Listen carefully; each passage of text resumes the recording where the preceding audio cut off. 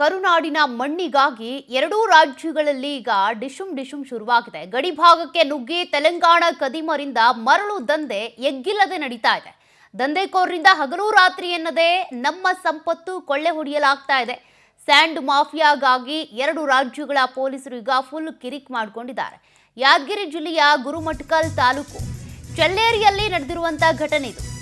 ಕರುನಾಡಿನ ಮಣ್ಣಿಗಾಗಿ ಎರಡೂ ರಾಜ್ಯಗಳ ನಡುವೆ ಡಿಶುಮ್ ಶುರುವಾಗಿದೆ. ಗಡಿ ಭಾಗಕ್ಕೆ ನುಗ್ಗಿ ತೆಲಂಗಾಣ ಕದಿಮರು ಮರಳು ದಂಧೆಯನ್ನ ನಡೆಸ್ತಾ ಇದ್ದಾರೆ.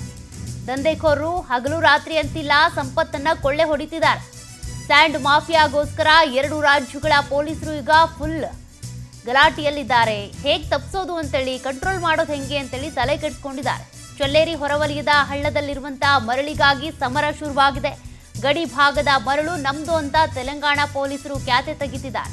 ತೆಲಂಗಾಣದ 3 ಟ್ರ್ಯಾಕ್ಟರ್ಗಳನ್ನು ವಶಕ್ಕೆ ಪಡೆದಿರುವಂತಹ ಕರ್ನಾಟಕ ಪೊಲೀಸರು ಎರಡೂ ರಾಜ್ಯಗಳ ನಡುವೆ ಮಣ್ಣಿಗಾಗಿ ಉದ್ವಿಗ್ನ ವಾತಾವರಣ. ಸ್ಯಾಂಡ್ ಮಾಫಿಯಾ ನಡೀತಾ ಇದೆ. ಹಗಲು ರಾತ್ರಿ ಎಂದೇ ಮರಳನ್ನ ಕೊಳ್ಳೆ ಹೊಡಿತಾ ಇದ್ದಾರೆ. ಈಗ ಎರಡೂ ರಾಜ್ಯಗಳ ಪೊಲೀಸರ ಮಧ್ಯೆಯೂ ಕೂಡ ಖ್ಯಾತೆ ತೆಗೆದಂತಾಗಿದೆ.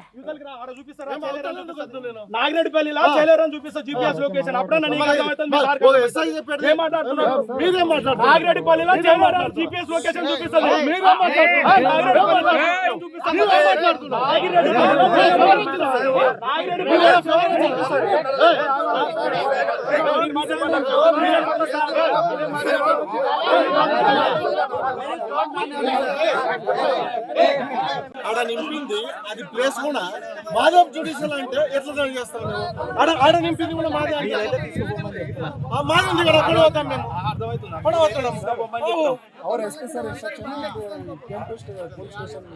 ఇప్పుడు చెప్పండి